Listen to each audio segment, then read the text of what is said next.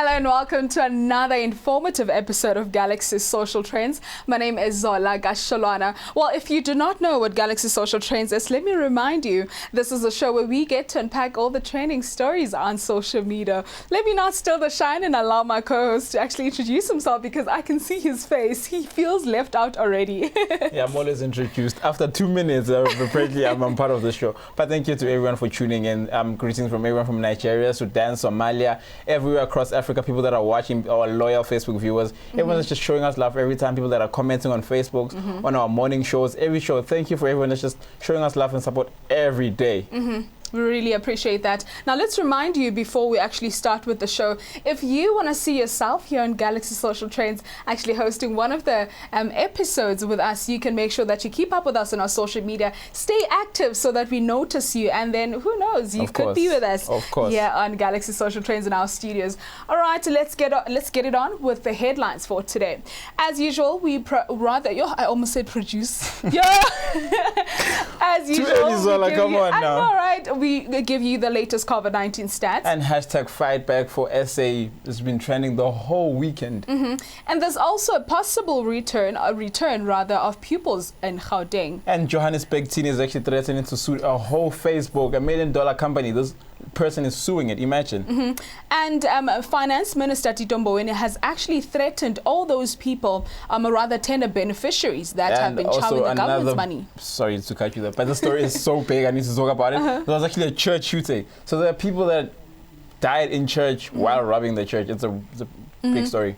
It certainly is. People need to stay tuned to make sure that, or rather to be updated about the story. And lastly, the king of Abatembu Kingdom, actually lashed out.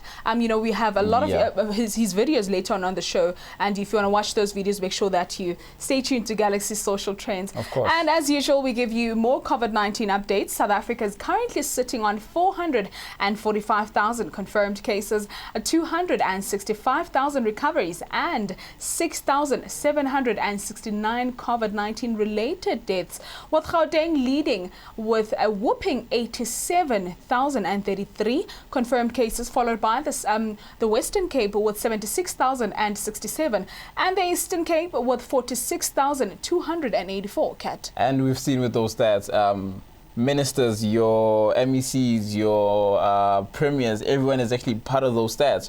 Right now, every big name is also part of the South African stats. So it actually shows yet again the conversation that we always have, that nobody's immune to this and anyone can actually get COVID-19. And people shouldn't relax, and now that we're no longer on level 5. And Kat, you talked earlier about something that has to do with the World Health Organization. Did I, Zola? Yes, you did. So as I was telling my colleague off air that the World Health Organization actually told people that you should actually be treating everyone around you as a suspected case, not that you should stigmatize people, but just make sure whoever you're talking to, the person might actually be infected. So whoever you're talking to, it doesn't matter where you are, it doesn't matter if the person has come across somebody that's got COVID-19, whether they're showing symptoms or not. Just treat everyone like they've actually got COVID-19 and just protect yourself. Doesn't matter who it is, just protect yourself. Like we said, your ministers are getting COVID-19. The latest minister in South Africa is Ibrahim Patel, who is a trade, industry and competition minister. He's actually tested positive for COVID-19. So now he joins the ranks of Gwere Mantashe, Thulas Nxesi and Nosiviwe Magula to be actually testing positive for COVID-19. So it just shows that literally nobody is immune to this, and just be safe and be careful. Yeah, people should, continue adhering to the regulations. If you can stay at home, like we said last week, make sure that you stay at home and work from home. I mean, Kat, someone actually said on Twitter earlier on that the reason Yes, Twitter. I mean, this is Social Trends, so that's where we get, our stories from. So actually, someone said on Twitter, the government cannot expect people to stay at home when it cannot support them or rather feed them. It was actually a tweet, and people retweeted that. And you know what? I think this is a time. President Cyril Ramaphosa actually, once said something about this, and they said this is a time where the youth should actually be looking for other ways of making income. Other possible ways. Because as you can see, people are losing jobs, and companies are retrenching because also they're working at a loss. This is a time where people should actually take opportunities, or rather utilize whatever you have at home. And obviously, I'm not talking about someone that literally doesn't have internet access, because in most cases, if there's something that you need to do at home, then it will most probably require internet access. So So, I mean, he spoke about that. People need to, find other opportunities and other ways of actually making money. Whether you can even come up with a new business idea that you could possibly do from home. You'll never know. Next year at this time, it could possibly be booming.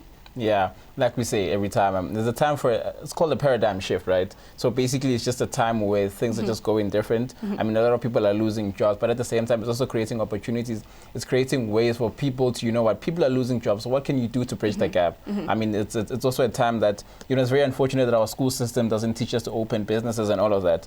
But had we been taught this in schools where as much as people are losing jobs, it just shows there are a lot of people that are looking for employment. So how do we then create employment opportunities? How do we then use your 100 people that are sitting in the hood and not doing anything? How do we use all those people to create something for the whole community that's going to benefit the South African economy? So I feel like it's a time where we need innovators, we need creative people, and those that are smart have actually been benefiting. I'm not talking about the looters, I'm talking about the people that have been opening opportunities and using the internet, for example, to be bridging the gap between unemployment and employment. Certainly, Kat. Now we are obviously going to be moving on to something that's actually quite trending right now, which is Fight Back for South Africa. It's been trending since morning on Twitter. People are voicing out, their frustrations with regards to the matter of looting of funds. And actually, someone shared a tweet and said, "There's corruption, and then there is chowing 500 billion rands in 4 months." Yeah. That's another level. You can't even call that corruption. That's what people were saying on social media. And then people even feel like, we need to take charge as South Africans. We need to do something about that, because we cannot be sitting back and let, all these people of authority do what they want to do with the money that's meant to benefit the citizens of South Africa. I think the first thing that people of South Africa should actually understand is that the government is us. We are the government. We actually control everything that happens. So when government loots money, they are looting from us again. You know what I mean? It's just people that are benefiting for themselves without actually helping the people. So what actually this is all about is that people are complaining that government instead is going to spend 500 billion to house South Africans during this COVID-19 pandemic. But unfortunately, because this is South Africa, people do what they do. I might say do best, criminality, looting, especially when it comes to funds that are supposed to help the poor. People are helping to enrich themselves. Yes, sometimes we can say it's government, but then people should not forget that it's individuals within government states, within government entities that are actually making sure that they become rich. They're driving 7 cars, while there are people that don't even have money to go even look for a job, let alone people that are unemployed. So you can just imagine there's just a whole lot of greed that's been helped. That's been basically scalped into the lives of South Africans, basically. I'm just going to read a few tweets, Kat, about this trend. Someone said, "Nothing pains me like seeing our politicians enriching their friends and families at the expense of the poor. COVID-19 is exposing how greedy our ANC is. Hashtag fight back for South Africa." And someone also said, "If we do not fight back for South Africa, we'll end up being foreigners in our own country." The tweets are continuing, of course, and someone also said that, we are not against foreigners, but we want people to stay in this country legally and people who are useful to this country. Tito Mboweni said, "Small business must be South Africans only. We want to see that happening. It mustn't be something that they just utter."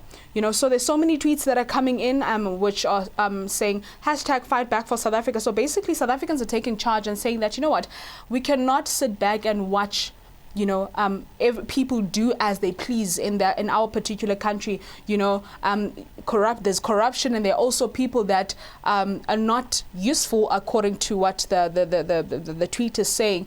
So basically, people want to South Africans want to take charge and do something about that. One thing that people should actually be careful of doing is that sometimes you forget, like I said, as much as we can blame the ANC, we can blame government. People are always going to complain. Doesn't matter who's in power. So then sometimes people should actually learn to sometimes zero in on the problem itself instead of just blaming the ANC, the government. Because like I said, it's always individuals, even within the ANC. Even though the ANC might put that person on top, sometimes you never know the person's true intentions until they're truly in power. So sometimes we really need to just proper investigations and root out the bad people. I mean, I think that's what Ramaphosa's administration said in the beginning. They want to root out corruption. And people that are corrupt are still within the entities of government, still within the high ranks. Sometimes you never know who these people are, because sometimes investigations go arrays, just go sideways. So like I said, sometimes let's not always be blaming government. Let's seek out these individuals that are actually causing corruption within these And also entities. Another thing, Kat, that I just discovered was that, or rather is that, sometimes we even protect these particular individuals. Basically. We don't want to expose these people, and now we all go out and say the government. Which also tarnishes the images of the government. And for example, your ANC, which is a ruling party. I'm not defending the ANC itself, I'm just saying as a ruling party, whoever is in power, whenever something goes wrong, people say the ANC, this. Exactly. But nobody actually mentions the individuals that are actually doing this. There was a VBS looting, they were saying the EFF was involved. When there's something wrong, the DA is this. People never seek out the people that are doing wrong. Instead, they just blame and tarnish and just paint everyone with the same paint. Exactly. And Oscar, the Premier of the Eastern Cape, Oscar Bulobabalo Mabuyane, actually said that, people, or rather citizens of South Africa, should work together with the government, and try and make sure that they expose these particular individuals who've taken advantage of this, pandemic. And those people, well, in Xhosa we call them Ohlohlesakhe. Basically, they want to benefit, in the expense of other people suffering and actually starving. There are people that have lost jobs and probably want to, or rather not want to benefit, but should benefit, from that 500 billion rand that was just, destroyed in a space of 4 months. So as a citizen, it's also your responsibility and your role to make sure that you expose those people. It could be people that you know from society, but you choose to keep quiet because at the end of the day, you're going to end up saying the government. Well, the conversation still continues here on Galaxy Social Trends. Would like to hear what you are saying or think about the matter that we are discussing today. It's still the hashtag fight back for South Africa. What is happening in your particular, district? What is happening? Let us know. We'd like to hear about that. But let us actually quickly go to an ad break. We'll be back right after this with more news on Galaxy Social Trends. The coronavirus outbreak. Experience the extraordinary. Tremendous waste and tremendous fraud. Mexico is, in fact, you will soon find out. It is a day to celebrate. We don't approve at all what's going on. Well, I don't know if it's necessarily unusual. Challenge your ordinary. Not only the government, the municipality has had no plan. Experience the extraordinary with Starsat. Challenge your ordinary. Experience the extraordinary. Not only the government, the municipality has had no plan. Now, I believe that my peace is my most valuable asset. Absolutely beautiful! This is exactly what I was looking for! DJ Khaled! It is a day to celebrate. We're ready for action. I like it when it's nice and soft. Yeah, that is nice. How was it like growing up in Nigeria? Yes, sir, you know what it is. Feeling is there that, you're doing something special. Stop being so dramatic, Mira. You should just be what you want to be.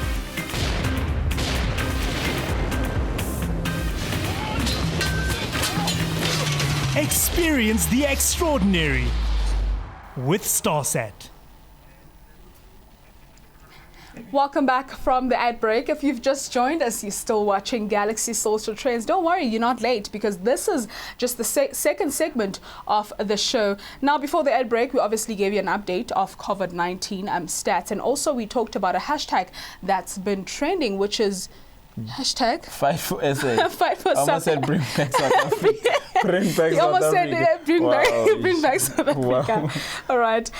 Right now, we're just going to quickly go to our Facebook page and read comments from our people that always make sure that they have a date with us every Monday. Did I just say every day from Monday to Friday Zella? from 2 o'clock? Cat, I'm Hey, good. okay, cool. All right. The first one to comment, Gugutusi, our loyal. Yeah, number one. Should have given him a shout out. Okay, Gugutusi basically says that my take is that we heard the president talking about taking actions with regards to corruption, but no arrests have been made. Instead, the money is still looted. It's talk but no action. And he also continues to say that news have proved that there's more corruption cases during this time. The question is, what kinds of leaders do we have? And, oh yes, Gugutusi obviously greeted. Kat, should I give you a chance to read? No, I'm not going to give you a chance to read. I feel so special right now. All right, and we have Presley Degeya, who is saying, I'm assuming he or she's from one of our African countries. You know, I mean, it feels good to know that there's someone out there from Nigeria or, the whole Africa you know, is watching right now. So it really feels good. And yes, Kat, Sianda Njilo is asking that, where are the masks? What masks? We are social distancing, guys. And we are facing there. So, you know, that's why there are no masks. Yeah. But immediately after, please trust us. There's a mask. She knows that in my office, you don't just come in there without sanitizing and wearing a mask. So don't worry, we got you. Still adhere to the rules and regulations at the end of the day. So don't worry about that. All right. Thank you so much, guys, for making sure that, you know, you keep the conversation going in our comment section. You know, we love it when we hear from you, because this makes us believe that you guys are actually receiving all the training stories that we are unpacking like this. Basically, like this. We are shrooming. Yes, unpacking those stories. We are fearless. Naked. Zero fiction and zero favor. Exactly. We are Galaxy Universal Network. Moving on to the next story. Circular hints at possible phased-in return for pupils in Gauteng. The Gauteng Education Department is planning to possibly phase in pupils in 7 different grades when schools reopen on the 24th of August after the month-long break. Now, Kat, when you think about it, this is just a bit confusing. Yeah, no. 1 minute they're closed, and then again they're back. Like, I feel like if we were in school right now, you don't even know whether to set an alarm for tomorrow or not. Because you might come back today and then tomorrow they're like, no more schools. And I feel like just on the lighter side of it is that as a school child, I remember I did not like going to school. Let's be honest. I did not like going to school. And I feel like this break would have been so long, even I, as someone that didn't want to go to school, would have wanted to go to school. Because at the same time, you're thinking, so if I don't finish grade, whatever I'm finishing this year, we're going to start all over again and have a whole year wasted. Oh my goodness, this is not on. I mean, the president did mention that the academic year has been extended to March, so 2021. So it's March. going to be really confusing. So you're going to be in 2 grades in 1 year, basically, next year. Wow, so guys. interesting, like the lives that we live in right now. But anyway, Gauteng is basically saying that they might think of possibly returning people back to schools. And now, why Gauteng specifically? What about other provinces? Because now people are going to come out and say, if you're saying that Gauteng, the epicenter, by the way, too. And it is the epicenter. So if you're saying they could possibly, you know, make pupils return to school, then exactly. And there's so many grades that were actually mentioned that could possibly. It wasn't like 1 or 2 grades. They're actually more than several grades. Exactly. So now it becomes a bit of a concern because Gauteng, let us take you back. Gauteng is the epicenter of, you know, COVID-19, and now I'm thinking that if kids have to be phased in into schools, what's going to happen? What are we saying? What are we expecting in terms of the, you know, the rapid increase of COVID-19? You know, it's actually funny that the same thing. The PSL, the Premier Soccer League, they're actually saying that soccer is actually going to return and come back and actually going to play all the games in Gauteng. Exactly. So I don't know, maybe there's a mission we don't know of and we're not saying anything.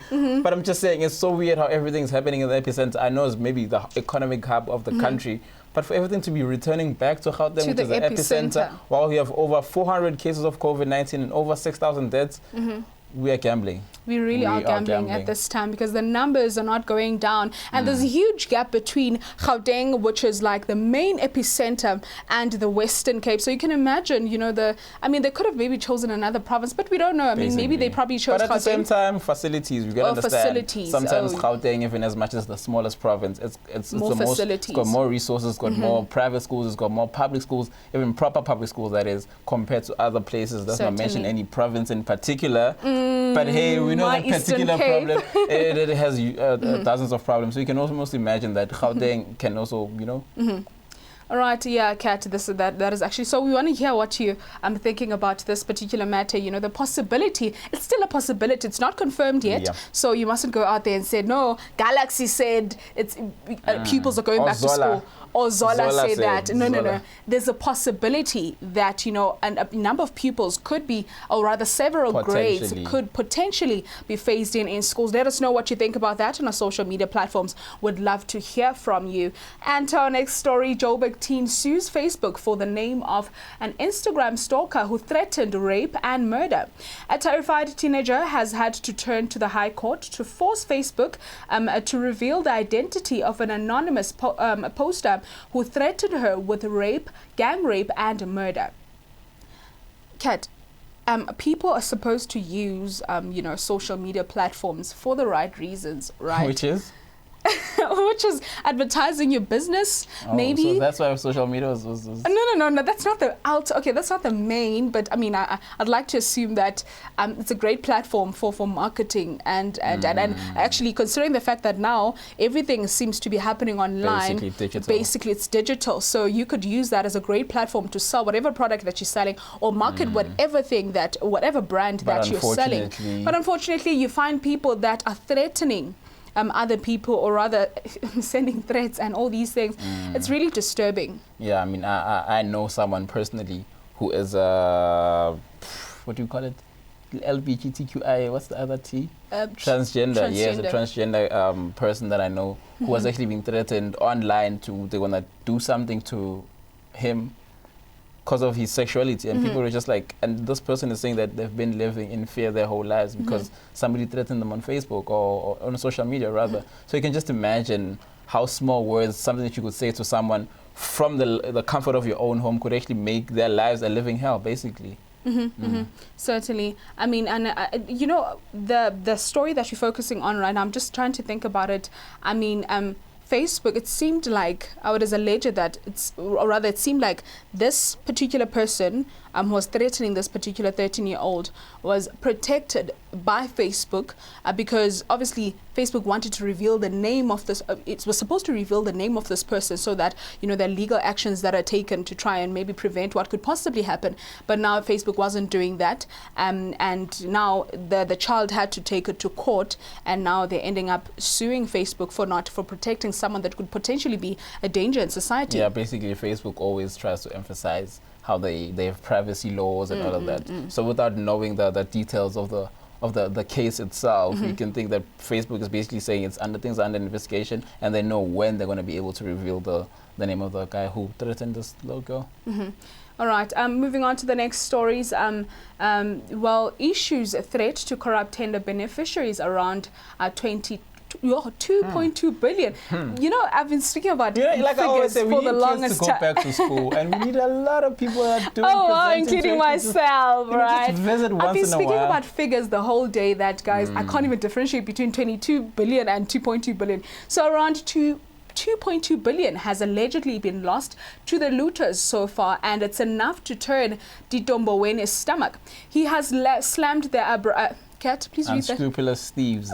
These and threatened the responsible parties by warning them that the government is keeping a close eye on those who are suspected of defrauding the state. Now, Kat, when you think about it, we were talking about this, there's corruption, and then there's chowing 500 billion. And then there's what South Africa does, and basically. We're the epicenter Exactly. of crime, and we've created crime in so many ways, and it's so sad how we are basically in the top 10 of everything that's negative. When it's COVID-19, we're in the top 10. When it's criminality, we're in the top 10. When it's GPV, we're in the top 10. It's really unfortunate that South Africa is actually topping the ranks with just everything that's basically negative sometimes. And it's really saddening to be living in such a country that's like this. And we're supposed to be a country that's 26 years into democracy. We're supposed to be helping each other. We always blame white people. We always blame the past.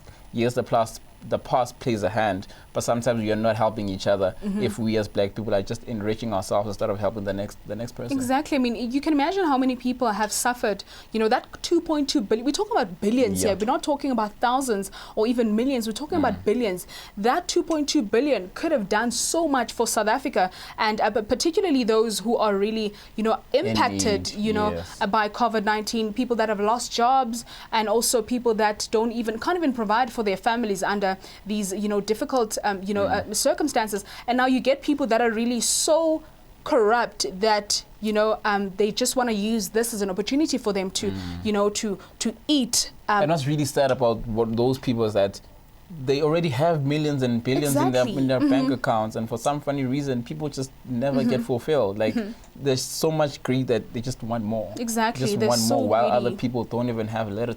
It's really unfortunate. And this cat is a chain, because now, in terms of issuing of tenders, let's say, I'm just making an example.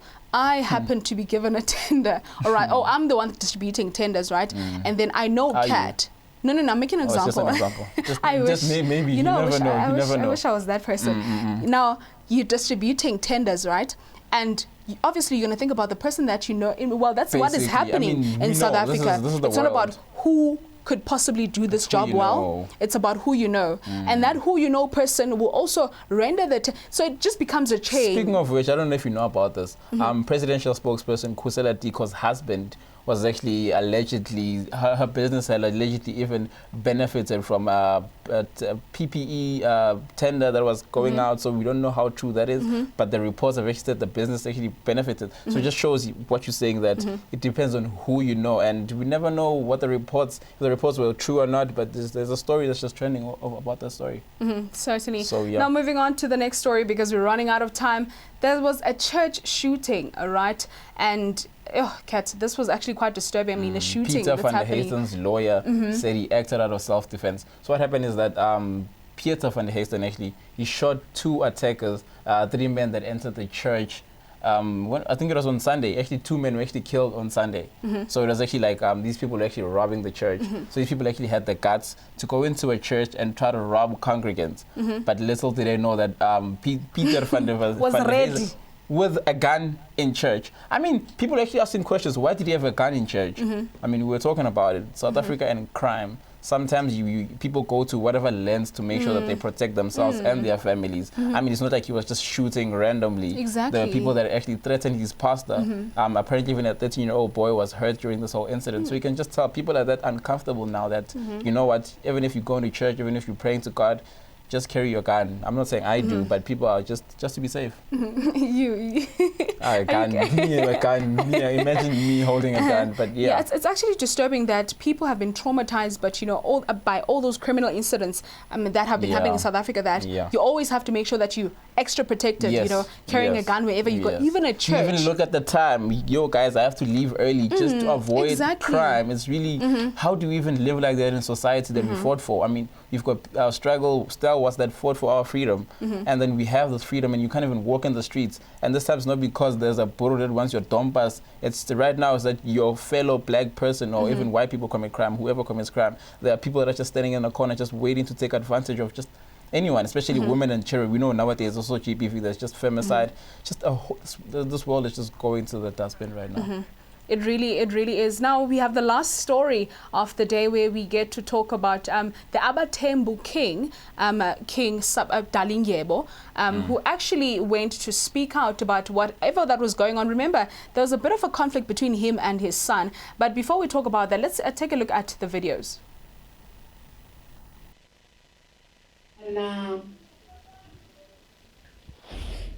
Ndilapha phambi kwakho ungena ifoni kaSiril uyayeka Cyril uyombona usawugqiba uthetha nawe uyayeka ngikhathala noba nguye urholisayo okanye nguye okuthengela into okanye nguye ukuhambisa amazwe okanye nguye okwenzela le uCyril makame ugqiba uthetha. The Abatembu King, recently paroled Vuyelekhaya Dalindyebo will remain on his throne after the Mthatha High Court on Thursday dismissed an application by his 27-year-old son Azenati to be reinstated as acting king with costs. Right? You know, when I think about this, Kat, obviously we're not going to talk about it much because we're running out of time, but it is a developing story, so we'll make sure that you update you about the whole matter. There was a conflict between the two, and Vuyelekhaya Dalindyebo is the one that actually won the case. His rightful place, his rightful place, obviously. All right, thank you so much for watching Galaxy Social Trends. It was amazing being with you. We always enjoy. Listen, guys, I'm always in a good mood every time it's time for Galaxy Social Trends. Because I know that. Because I'm here. No, it's not about that. You know, we have fans like Gugutusi that always make sure, that literally set an alarm, you know, for Galaxy Social Trends every day. And then we've got Zola, who when it's time to close, every time in the air, they're like, Zola close. Now she starts story number 1. But hey. I'm not going to do that. Thank you so much, guys, for watching. Make sure that we keep the conversation going. If you want to see yourself in studio, we want you to share and like our videos. Let us make Galaxy Social Trends trend. Yes, right, Kat? All right, guys, that's it from us. Bye-bye.